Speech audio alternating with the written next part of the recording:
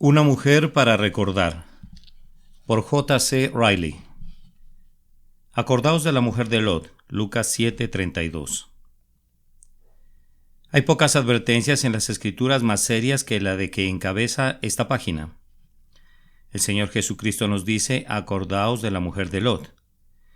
La mujer de Lot profesaba una religión. Su esposo era un hombre justo, según 2 de Pedro 2:8. Partió con él de Sodoma el día que la ciudad fue destruida.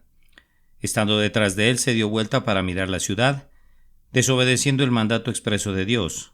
Cayó muerta al instante y se convirtió en una estatua de sal.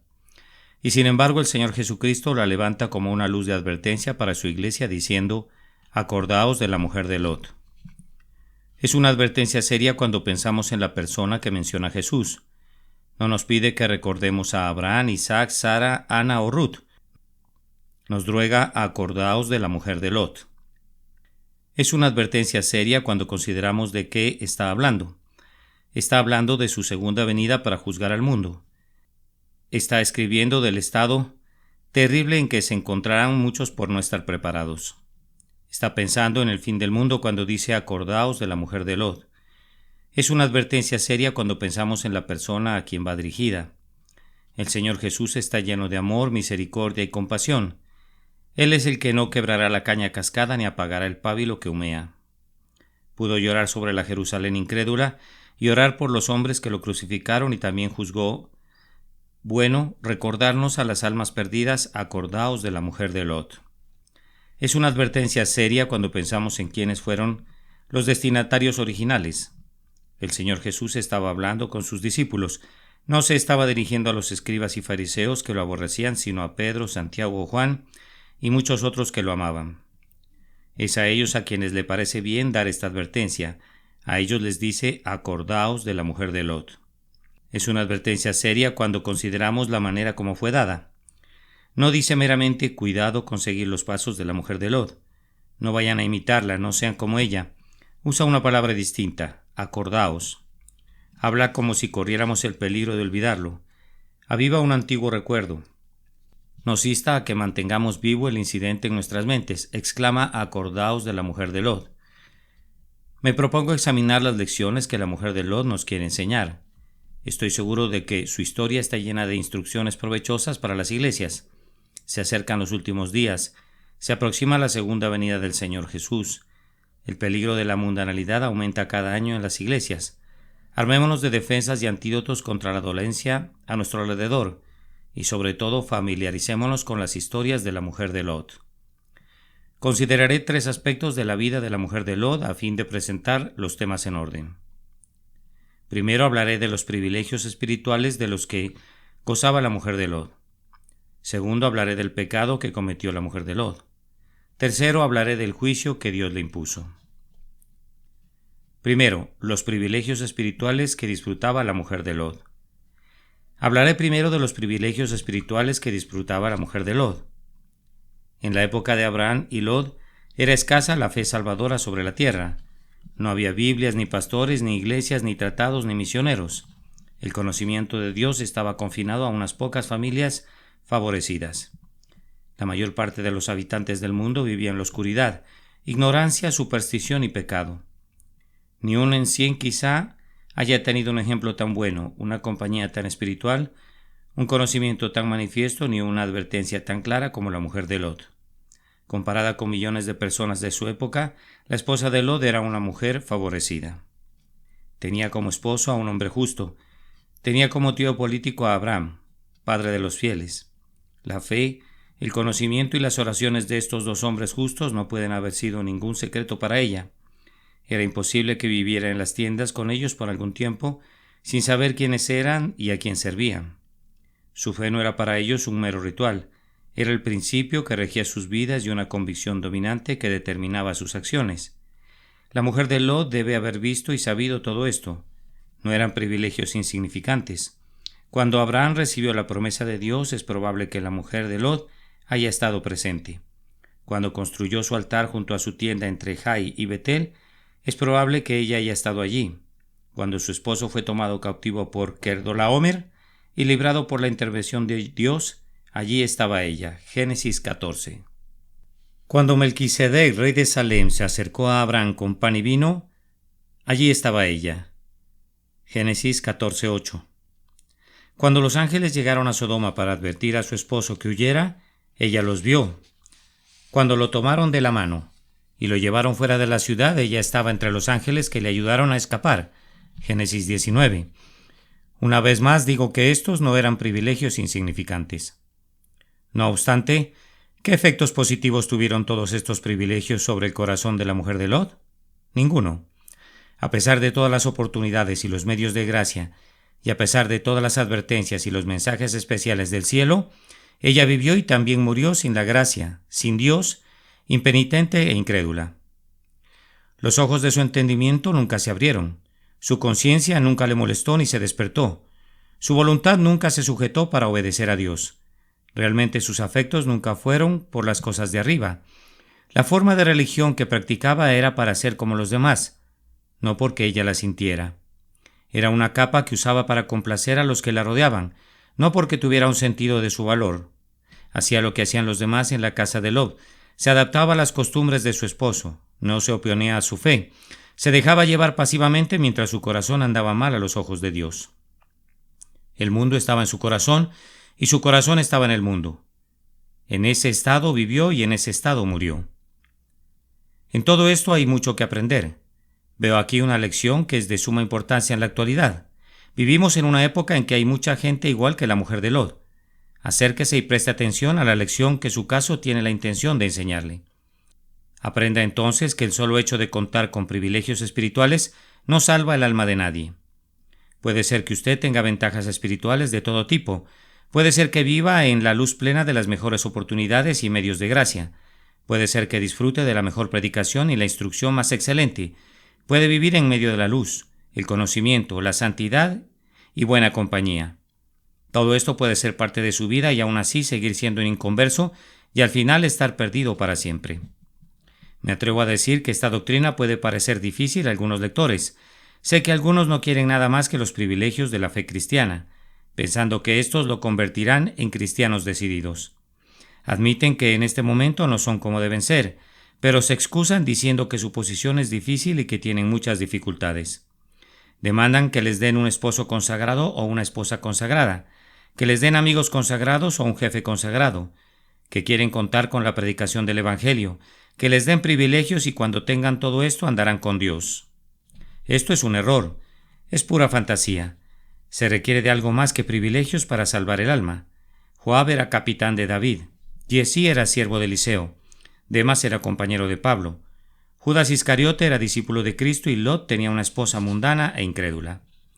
Todos ellos murieron en sus pecados, a pesar de su conocimiento, las advertencias y oportunidades, y nos enseñan que no son solo privilegios los que necesitan los hombres.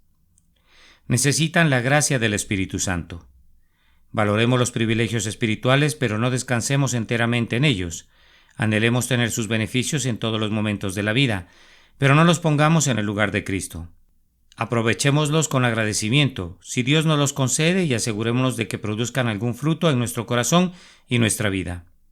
Si no son para bien, con frecuencia son para mal. Endurecen la conciencia, aumentan la responsabilidad, empeoran la condenación. El mismo fuego que derrite la cera endurece la arcilla. El mismo sol que hace crecer al árbol vivo seca el árbol muerto y lo prepara para ser quemado. Nada endurece más el corazón del hombre como una familiaridad estéril con las cosas espirituales. Lo digo una vez más, no son solo los privilegios los que hacen cristiano al hombre, sino la gracia del Espíritu Santo.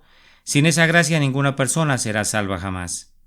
Les pido a los miembros de las congregaciones evangélicas en la actualidad que tengan muy presente lo que estoy diciendo. Si usted asiste a la iglesia del señor A o el señor B, porque lo considera un predicador excelente y disfruta de sus sermones, no puede escuchar a ningún otro con el mismo gusto, ha aprendido muchas cosas desde que participa de su ministerio y considera un gran privilegio ser uno de sus oyentes, esto es muy bueno. Es un privilegio. Yo estaría agradecido si se multiplicaran por 1000 los pastores como el suyo, pero al final de cuentas la cuestión es, ¿qué tiene usted en su corazón? ¿Ha recibido al Espíritu Santo? Si no, no está en mejores condiciones que la mujer de Lot. Les pido a los empleados domésticos de familias cristianas que tengan muy presente lo que estoy diciendo. Es un gran privilegio vivir en un hogar donde reina el temor de Dios. Es un privilegio escuchar las oraciones familiares en la mañana y en la noche, oír regularmente la exposición de la palabra de Dios, tener un domingo tranquilo y poder ir siempre a la iglesia. Estas son las cosas a las cuales aspirar cuando busca un empleo. Son las cosas que constituyen un ambiente realmente bueno. Un buen salario y un poco de trabajo no compensan una constante mundanalidad, el no guardar el día del Señor y la práctica del pecado. Pero cuídese de no contentarse con estas cosas. No crea porque tiene todos estos beneficios espirituales que irá camino al cielo.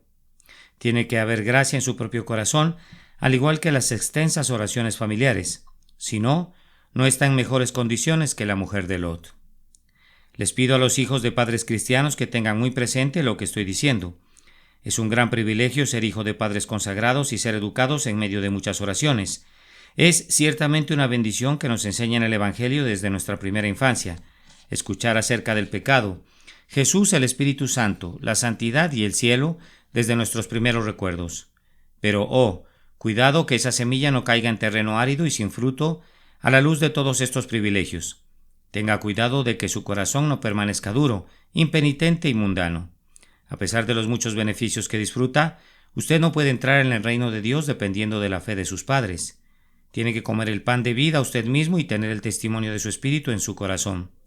Tiene que tener arrepentimiento usted mismo, fe usted mismo y santificación usted mismo.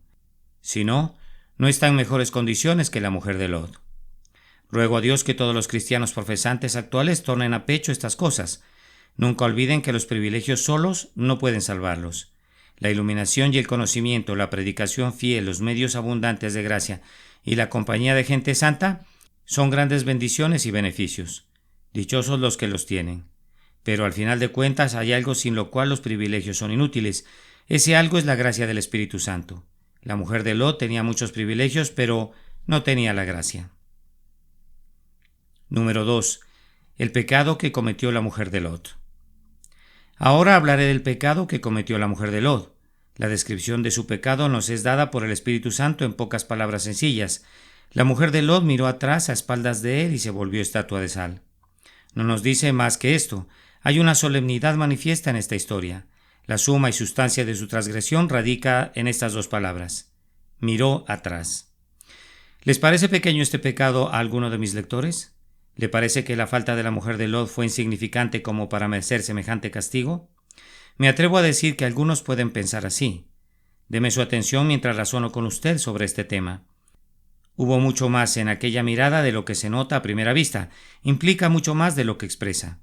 Preste atención y lo comprobará. Aquella mirada retrospectiva fue cosa pequeña, pero reveló el verdadero carácter de la mujer de Lot. Las cosas pequeñas a menudo muestran mejor que las grandes lo que el hombre tiene en la mente, y los síntomas pequeños son a menudo señales de enfermedades mortales e incurables. El fruto que comió Eva era una pequeñez, pero fue prueba de que perdió su inocencia y se convirtió en una pecadora. Una grieta en un edificio parece poca cosa, pero es prueba que el cimiento está cediendo y que toda la estructura es insegura. Un poco de tos por la mañana parece un mal sin importancia, pero a menudo es evidencia de una salud quebrantada que lleva a la declinación, tuberculosis y a la muerte. Una paja puede mostrar en qué dirección sopla el viento y una mirada puede mostrar la condición corrupta del corazón del pecador. Aquella mirada fue cosa pequeña, pero dejó ver la desobediencia de la mujer de Lot. El mandato del ángel había sido claro y no dejaba lugar a dudas. No mires tras ti. Fue un mandato que la mujer de Lot se negó a obedecer, pero el Espíritu Santo dice obedecer es mejor que los sacrificios, y que, como pecado de adivinación, es la rebelión. Cuando Dios o sus mensajeros hablan claramente su palabra, el deber del hombre es claro. Aquella mirada fue cosa pequeña, pero dejó ver la incredulidad orgullosa de la mujer de Lot. Parecía dudar que Dios realmente fuera a destruir a Sodoma. Parecía no creer que hubiera algún peligro ni necesidad de una huida tan apresurada. Pero sin fe es imposible agradar a Dios. En cuanto el hombre comienza a pensar que sabe más que Dios y que Dios no habla en serio cuando amenaza, su alma corre gran peligro. Cuando no podemos ver razón alguna en sus acciones, nuestro deber es quedarnos en paz y creer. Aquella mirada de la mujer de Lot fue cosa pequeña, pero mostraba amor por el mundo. Su corazón estaba en Sodoma, aunque físicamente se encontraba fuera de ella. Giró para mirar el lugar donde estaba su tesoro, así como la aguja del compás gira hacia el norte. Y este fue el punto principal de su pecado. La amistad del mundo es enemistad contra Dios. Si alguno ama al mundo, el amor del Padre no está en él. Pido la atención especial de mis lectores a esta parte de nuestro tema. Creo que es la parte en la cual el Señor Jesús quiere que pongamos nuestra mente. Creo que quiere que observemos que el hecho de que la mujer de Lot mira atrás, añorando lo que dejaba, indica que estaba perdida. Su fe había sido en un tiempo aceptable y artificiosa, pero realmente nunca había dejado el mundo. Parecía que en un tiempo estaba en la senda segura, pero aún entonces los pensamientos más profundos de su corazón eran para el mundo. La gran lección que el Señor Jesús tiene la intención de que aprendamos es el inmenso peligro de la mundanalidad. Oh, que todos tuviéramos ojos para ver y corazón para comprender. Creo que nunca hubo un tiempo cuando las advertencias contra la mundanalidad se necesitaron tanto en la Iglesia de Cristo como en la actualidad. Se dice que cada época tiene su propia epidemia de alguna enfermedad en particular. La enfermedad que es una epidemia a la cual son más susceptibles los creyentes de hoy es el amor al mundo. Es una pestilencia que camina en la oscuridad y destruye al mediodía, porque a muchos ha hecho caer heridos y aún los más fuertes han sido muertos por ella. Deseo levantar mi voz para advertir y tratar de despertar las conciencias aletargadas de todos los que hacen una profesión de fe. Deseo clamar a viva voz: acordaos de la mujer de Lot. No era homicida, no era adúltera, no era ladrona, sino que profesaba una religión tan superficial que le hizo mirar atrás a pesar de las advertencias. Hay miles de personas bautizadas en nuestras iglesias que son inmunes a la inmoralidad e infidelidad, y sin embargo caen víctimas del amor al mundo. Hay miles que andan bien durante un tiempo y parece que seguramente arribarán al cielo, pero a la larga abandonan la carrera y le dan totalmente la espalda a Cristo.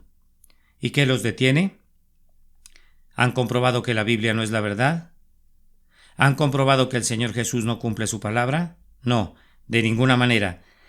Pero se han contagiado de la enfermedad epidémica. Están infectados del amor a este mundo. De corazón apelo a cada pastor evangélico que lee este escrito que mire alrededor a toda su congregación. Apelo a cada cristiano maduro que mire alrededor del círculo de sus conocidos. Estoy seguro de estar diciendo la verdad. Estoy seguro de que es hora de recordar el pecado de la mujer de Lot. ¿Cuántos hijos de familias cristianas empiezan bien y terminan mal? En su niñez parecen llenos de espiritualidad. Pueden recitar textos e himnos en abundancia. Tienen sentimientos espirituales y convicciones de pecado. Profesan amar al Señor Jesús y anhelan ir al cielo. Les gusta ir a la iglesia y escuchar sermones. Dicen cosas que los padres que los quieren atesoran porque indican que hay gracia. Hacen cosas que llevan a aquellos con los que se relacionan a decir: ¿qué clase de niño será este? Pero con frecuencia su bondad desaparece como la bruma y el rocío de la mañana. El muchacho se hace joven y ya no le importan otras cosas que no sean las diversiones, los deportes, los excesos y parrandear. La niña se convierte en señorita y solo le importa la ropa, las amistades alegres, leer novelas y las emociones. ¿Dónde está la espiritualidad que parecía prometer tanto? ¿Se fue? ¿Está enterrada? ¿Ha sido descartada por el amor al mundo? ¿Siguen los pasos de la mujer de Lot? ¿Miran atrás? ¿Cuántas personas casadas aparentemente andan por buen camino espiritual hasta que sus hijos comienzan a crecer y entonces se apartan? En los primeros años de su matrimonio parecen seguir a Cristo con diligencia y ser sus buenos testigos. Asisten regularmente a la predicación del Evangelio, dan fruto de buenas obras y nunca se los ve en malas compañías. Su fe práctica es sólida y caminan tomados de la mano.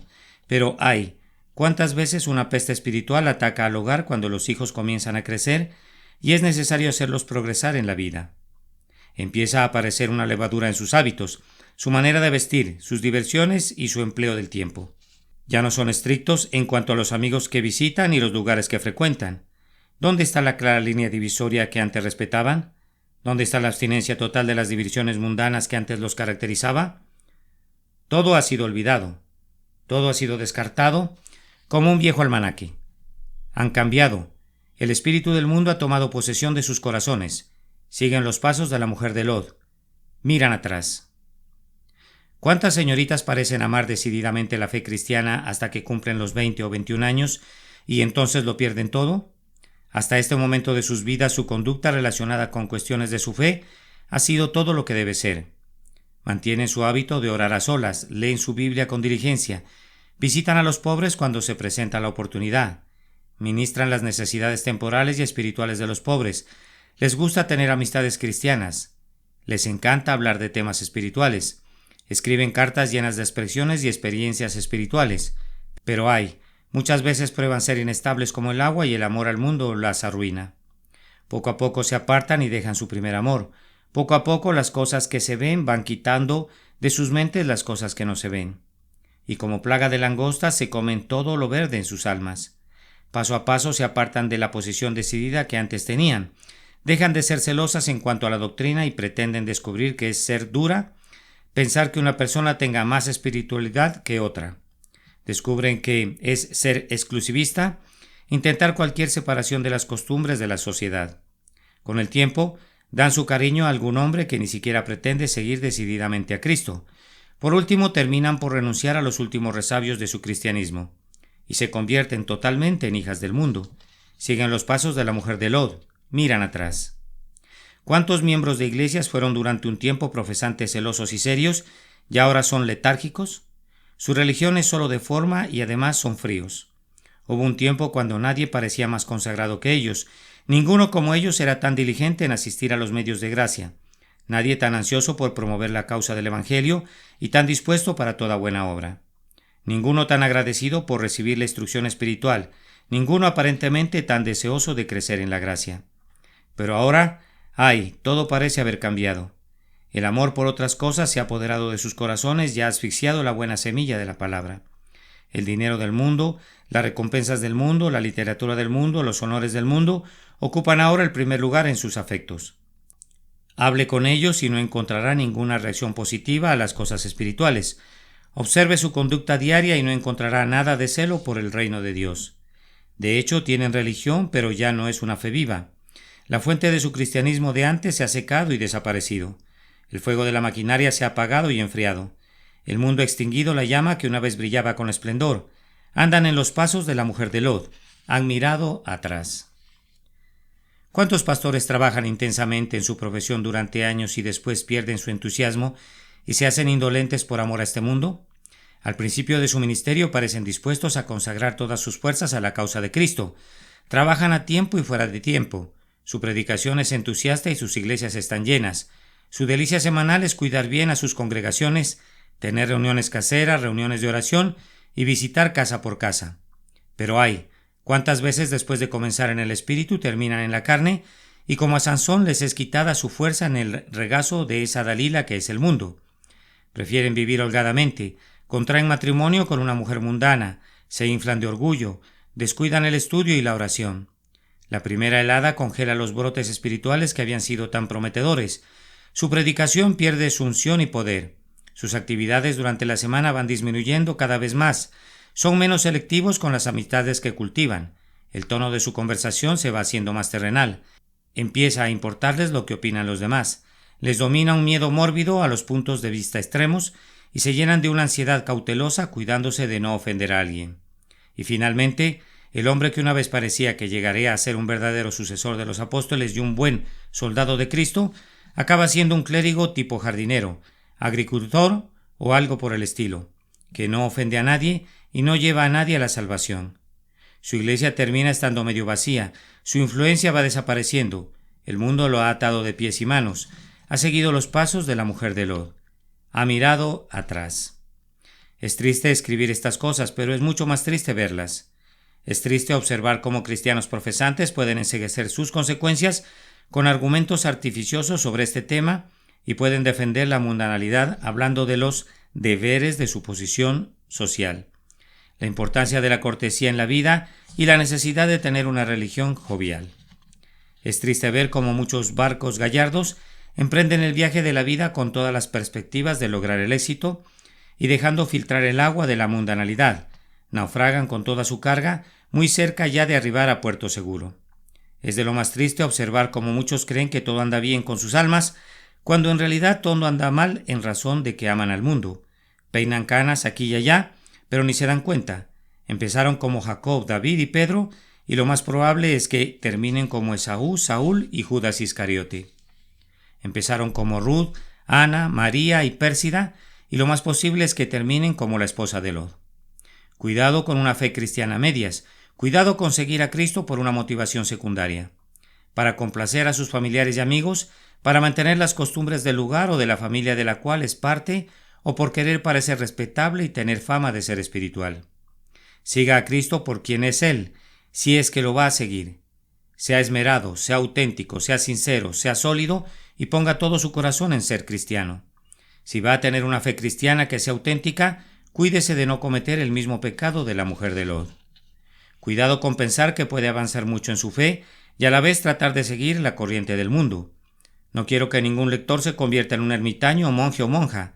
Mi anhelo es que cada uno cumpla su verdadero deber en ese lugar en la vida al que fue llamado. Pero sí quiero insistir en que cada cristiano profesante que quiere ser feliz sepa la inmensa importancia de no hacer ningún compromiso entre Dios y el mundo. No trate de negociar como si quisiera darle a Cristo lo menos posible de su corazón y conservar todo lo posible de las cosas de esta vida. Cuidado con no excederse y terminar perdiéndolo todo. Ame a Cristo con todo su corazón, su mente, alma y fuerzas. Busque primeramente el reino de Dios y estoy seguro de que entonces todas las demás cosas le serán añadidas. Cuidado con terminar siendo una copia del personaje que describe John Bunyan, el Señor dos caras. Por su felicidad, por su provecho, por su seguridad y por su alma, cuídese del pecado de la mujer de Lot. Oh, es muy serio lo que dijo nuestro Señor Jesús. Ninguno que poniendo su mano en el arado mira hacia atrás es apto para el reino de Dios. 3. El castigo de la mujer de Lot. Hablaré ahora en último lugar sobre el castigo que Dios le impuso a la mujer de Lot. Las Escrituras describen su final en pocas y sencillas palabras. Está escrito que la mujer de Lot miró atrás y se volvió estatua de sal. Dios realizó un milagro para ejecutar su juicio sobre esta mujer culpable. La misma mano todopoderosa que le había dado vida se la quitó en un abrir y cerrar de ojos. De ser de carne y sangre viva se volvió a estatua de sal. Este fue un final horroroso para cualquiera. Morir en cualquier momento es serio. Morir entre amigos y familiares, morir en calma y silencio en toda su propia cama, morir con las oraciones de hombres consagrados todavía retumbando en sus oídos, morir con esperanza, por gracia, con total seguridad de salvación. Descansar en el Señor Jesús, alentado por las promesas del Evangelio, de por sí ya es serio, pero morir de pronto e instantáneamente, en el acto mismo de pecar, morir con perfecta salud y fuerza, morir por la intervención directa de un Dios airado es realmente aterrador. Pero este fue el final de la mujer de Lot. No se puede culpar a la letanía del libro de oraciones anglicano por conservar este pedido de una muerte súbita, buen Señor, líbranos. Este fue un final sin esperanza. Hay casos cuando tenemos algo de esperanza para las almas de los que vemos descender a la tumba. Tratamos de convencernos de que nuestra pobre hermana o hermano fallecido se ha arrepentido para salvación en el último momento y que se ha tomado de la punta del manto de Cristo a última hora. Hacemos memorias de las misericordias de Dios. Recordamos el poder del Espíritu. Pensamos en el caso del ladrón arrepentido. Nos decimos que puede haber sucedido una obra de salvación que el moribundo no tuvo las fuerzas para decirlo en su lecho de muerte. Pero no hay tales esperanzas cuando una persona muere súbitamente en el acto mismo de pecar. La caridad no puede decir nada cuando el alma ha sido llevada en medio de una iniquidad, sin tiempo para pensar ni orar. Tal fue el final de la mujer de Lot. Fue un final sin esperanza. Se fue al infierno. Es bueno que todos recordemos estas cosas. Es bueno que nos recuerden que Dios puede castigar bruscamente a los que pecan a sabiendas y que el mal uso de los grandes privilegios produce gran ira sobre el alma. Faraón vio todos los milagros que realizó Moisés, Coré, Datán y Abirán. Habían oído hablar a Dios desde el monte Sinaí. Ofni y Finnes eran hijos del sumo sacerdote de Dios. Saúl vivía a plena luz del ministerio de Samuel. Acab recibía frecuentemente las advertencias del profeta Elías. Absalón disfrutaba del privilegio de ser uno de los hijos de David. Belsasar tenía al profeta Daniel a su puerta. Ananías y Zafira se sumaron a la iglesia en los días cuando los apóstoles obraban milagros. Y Judas Iscariote fue escogido como compañero de nuestro Señor Jesucristo mismo. Pero todos estos pecaron a pesar de tener luz y conocimiento y fueron destruidos súbitamente sin remedio. No tuvieron ni tiempo ni oportunidad para arrepentirse. Así como vivieron, así murieron. Tal como eran, fueron llevados rápidamente a encontrarse con Dios. Partieron cargando todos sus pecados, sin perdón, sin renovación y totalmente ineptos para el cielo. Y aún muertos, Hablan, nos dicen como la mujer de Lot que es peligroso pecar contra la luz, que Dios aborrece el pecado y que existe un infierno. Acerca del infierno. Me siento constreñido a hablar libremente a mis lectores sobre el tema del infierno. Permítanme usar la oportunidad que sugiere el final de la mujer de Lot. Creo que el tiempo ha llegado cuando es nuestro ineludible deber hablar claramente acerca de la realidad y la eternidad del infierno. Últimamente se ha desatado entre nosotros un diluvio de doctrinas falsas. Los hombres están empezando a decirnos que Dios es demasiado misericordioso como para castigar a las almas por siempre, que hay un amor de Dios más profundo, incluso que el infierno, y que toda la humanidad, a pesar de los impíos e incrédulos que sean algunos, tarde o temprano serán salvos. Nos invitan a dejar las sendas antiguas del cristianismo apostólico. Nos dicen que las creencias de nuestros mayores acerca del infierno, el diablo y el castigo son obsoletas y anticuadas. Dicen que tenemos que adoptar lo que llaman una teología más bondadosa y tratar al infierno como una fábula pagana o como algo para asustar a los niños y los tontos. Protesto contra estas enseñanzas falsas. Por más dolorosa, lamentable y desesperante que sea la controversia, no tenemos que dudar ni negarnos a mirar de frente al tema. Por mi parte, estoy resuelto a mantener la antigua posición y confirmar la realidad y eternidad del infierno. Créanme, esta no es una cuestión simplemente para especular. No debe ser clasificada entre las diferencias sobre liturgias y gobierno eclesiástico. No debe ser catalogada como un problema misterioso, como lo es el significado del templo de Ezequiel o los símbolos del libro de Apocalipsis. Es una cuestión que es parte del fundamento mismo de todo el Evangelio. Los atributos morales de Dios, su justicia, su santidad y su pureza son parte de esto. Está en juego la necesidad de una fe personal en Cristo y de santificación por el Espíritu. Una vez que se descarta la antigua doctrina del infierno, se desbarata, trastorna, altera y descompone todo el sistema del cristianismo. Créame, la cuestión no es una que permite que adoptemos teorías e intervenciones humanas. Las Escrituras han hablado clara y completamente sobre el tema del infierno. Mantengo que es imposible encarar sinceramente la Biblia y al mismo tiempo evitar las conclusiones a las que nos lleva en cuanto a este punto. Si algo significan las palabras, existe un lugar como el infierno.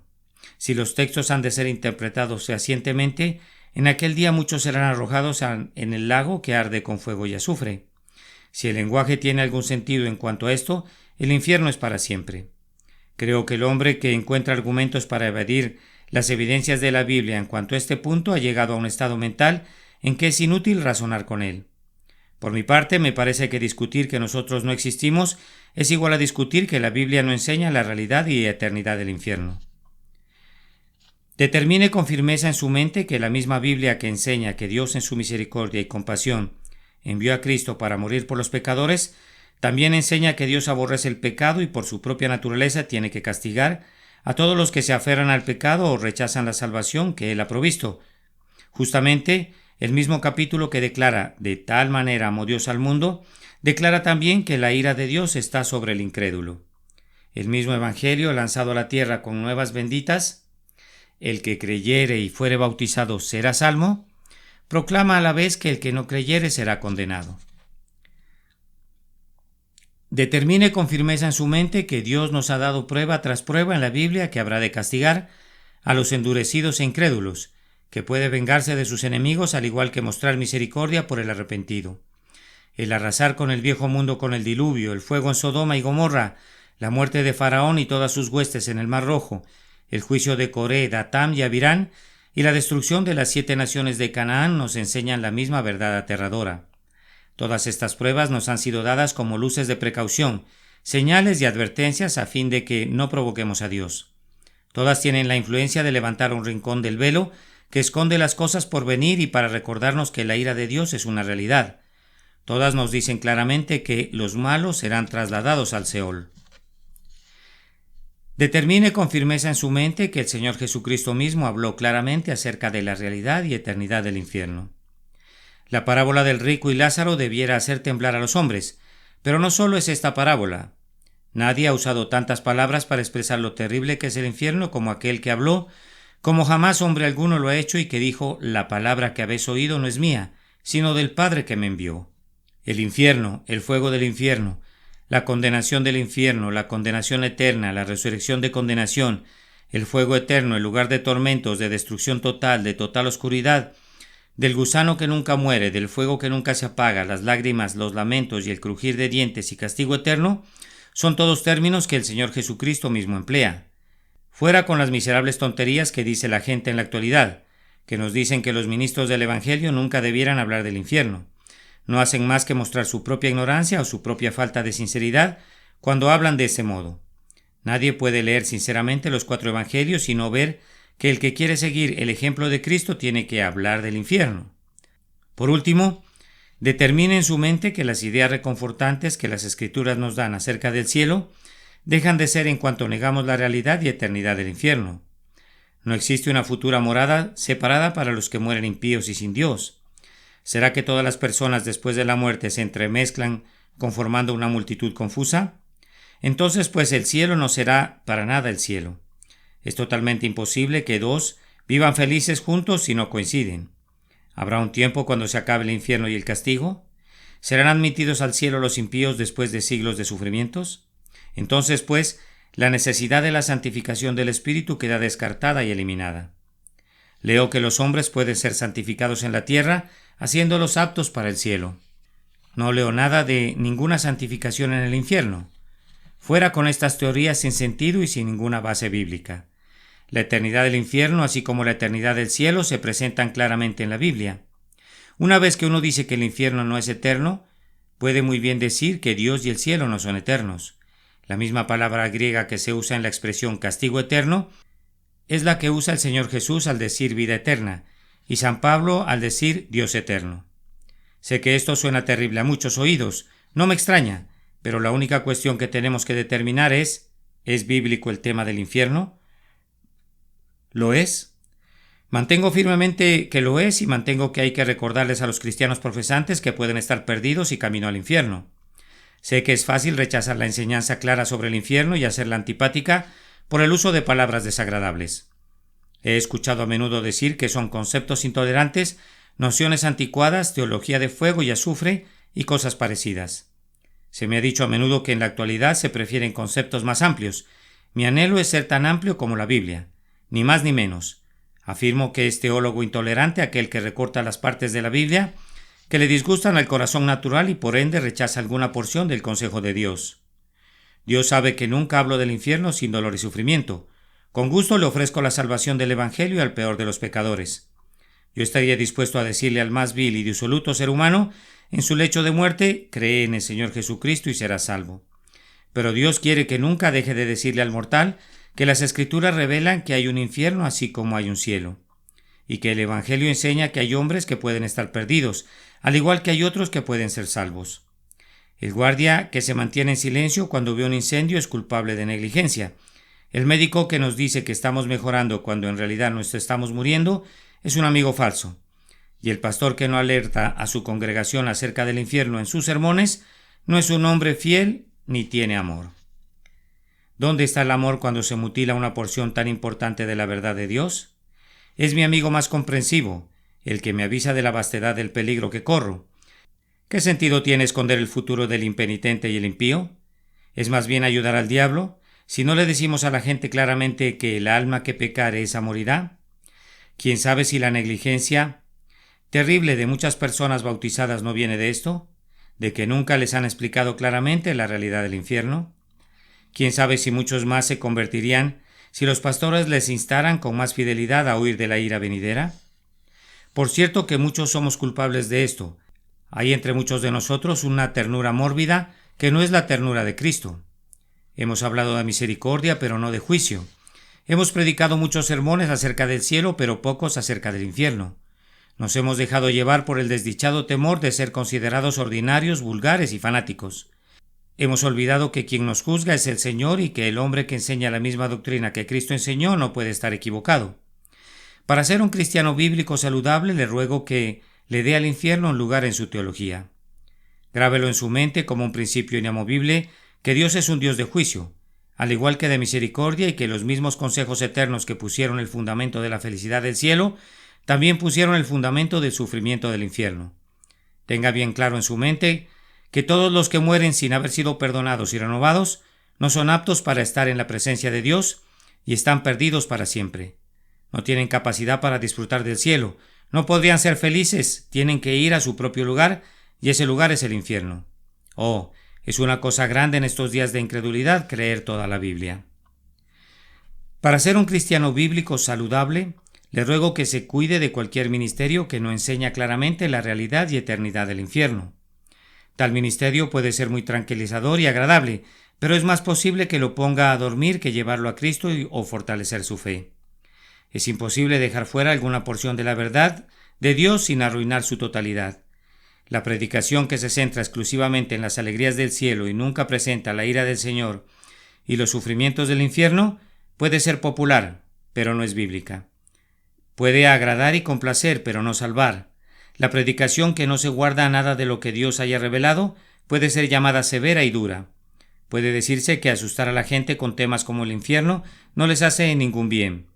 Pero usted olvida que el gran objetivo del Evangelio es convencer a los hombres de que deben huir de la ira venidera, y que es en vano esperar que huyan, a menos que estén atemorizados. Bueno sería que muchos cristianos profesantes sintieran más temor por sus almas que lo que sienten ahora. Si anhela ser un cristiano saludable, considere con frecuencia cuál será su propio final. ¿Será feliz o infeliz? ¿Será la muerte de un justo o una muerte sin esperanza, como la de la mujer de Lot? Usted no puede vivir para siempre. Un día llegará su final. Un día escuchará su último sermón, elevará su última oración, leerá su último capítulo de la Biblia. Querer, desear, esperar, tener intenciones, resolver, dudar, vacilar, todo finalmente habrá pasado. Tendrá que dejar este mundo y comparecer ante un Dios santo. Oh, sea usted sabio, o considere su final. No puede estar perdiendo el tiempo para siempre. El tiempo vendrá cuando tendrá que actuar con seriedad. No puede posponer para siempre lo que concierne a su alma. El día vendrá cuando tendrá que rendirle cuentas a Dios. No puede estar siempre cantando, bailando, comiendo, bebiendo, vistiéndose, leyendo, riendo, bromeando, tramando algo, planeando y ganando dinero. Los insectos de verano no pueden disfrutar del sol para siempre. Vendrán las noches frías que darán fin a sus días soleados. Lo mismo sucederá con usted. Puede aplazar ahora su decisión de fe y rechazar los consejos de los ministros de Dios, pero se acerca el día frío cuando Dios se acerque y le hable. ¿Y cuál será su final? ¿Será uno sin esperanza como el de la mujer de Lot? Le ruego por las misericordias de Dios que encare estas preguntas de frente. Le suplico que no juegue con su conciencia con una esperanza incierta de la misericordia de Dios, mientras su corazón se aferra al mundo. Le imploro que no ahogue las convicciones con fantasías pueriles acerca del amor de Dios, mientras su comportamiento diario y sus hábitos muestran claramente que el amor del Padre no está en usted. Hay una misericordia de Dios que es como un río, pero existe para el creyente arrepentido en Cristo Jesús. Hay un amor en Dios hacia los pecadores que es indescriptible e inexplicable, pero es para aquellos que oyen la voz de Cristo y le siguen. Procure interesarse en ese amor. Rompa con todo pecado conocido. Apártese valientemente del mundo. Clame intensamente a Dios en oración. Échese totalmente y sin reservas en los brazos del Señor Jesús para el tiempo y la eternidad. Deje a un lado toda la carga. No se aferre a nada, por mucho que lo ame. No practique nada que interfiera con la salvación de su alma. Renuncie a todo, por preciado que sea. Deje todo lo que se interpone entre usted y el cielo. El pobre mundo está naufragando, se está hundiendo a sus pies. Lo único que usted necesita es un lugar en el bote salvavidas para llegar salvo a la orilla. Sea diligente en asegurar su llamado y elección. No importa lo que suceda con su casa y propiedad. Usted asegúrese del cielo.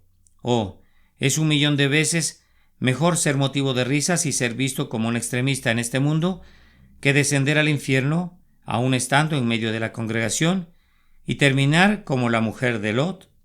Amén. Una mujer para recordar. Por J.C. Ryle. Acordaos de la mujer de Lot. Lucas capítulo 17 y versículo 32.